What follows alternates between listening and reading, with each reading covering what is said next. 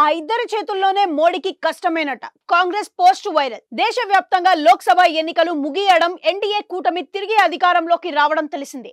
అయితే ఈసారి అనూహ్యంగా మోడీ కంటే సీనియర్స్ అయిన చంద్రబాబు, నితీష్ కుమార్లు ఈసారి ఎన్డీఏ కూటమిలో భాగస్వామిగా ఉన్నారు. అంతకంటే ముందు ఈసారి కేంద్రంలోని ప్రభుత్వంలో కీలక భూమిక పోషిస్తున్నారు. ఈ సందర్భంగా దేశవ్యాప్తంగా ఒక ఆసక్తికరమైన చర్చ జరుగుతుంది. ఈ క్రమంలో కాంగ్రెస్ పార్టీ ఓ పోస్టు పెట్టింది. లోక్సభ ఎన్నికల ఫలితాల అనంతరం కేంద్రంలోని ప్రభుత్వ ఏర్పాటుపై తీవ్ర ఉత్కంఠ నెలకొంది. ఈ సందర్భంగా సోషల్ మీడియాలో మీమ్స్ కూడా వెలువెత్తుతున్నాయి.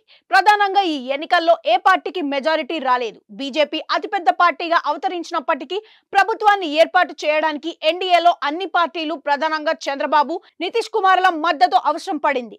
వాస్తవానికి ఎన్డీఏ కూటమి ప్రభుత్వాన్ని ఏర్పాటు చేయడానికి సరిపడా సీట్లు దక్కించుకున్నప్పటికీ బలమైన ప్రభుత్వం మాత్రం కాదని ఇండియా కూటమి నేతలు, రాజకీయ విశ్లేషకులు అభిప్రాయపడుతున్నారు.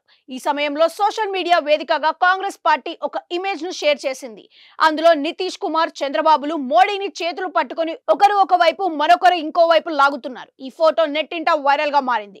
ఈ ఫోటో కింద నెటిజన్లు రకరకాల కమెంట్లు పెడుతున్నారు. ఈ సీనియర్లు ఇద్దరు మోడీని ప్రశాంతంగా ఉండనిస్తారా అని ఒకరు కమెంట్లు చేస్తుంటే, కాంగ్రెస్ పార్టీ ఈ 5 ఏళ్లు ఇలానే టైంపాస్ చేయాలని మరికొందరు స్పందిస్తున్న పరిస్థితి. కాగా ఈ లోక్సభ ఎన్నికల్లో బీజేపీకి 240 సీట్లు రాగా చంద్రబాబు టీడీపీ 16, నితీష్ కుమార్ జేడీఏ 12 స్థానాలను గెలుచుకున్నాయి. ఇవి మొత్తంగా 28 స్థానాలను కలిగి ఉన్నాయన్నమాట.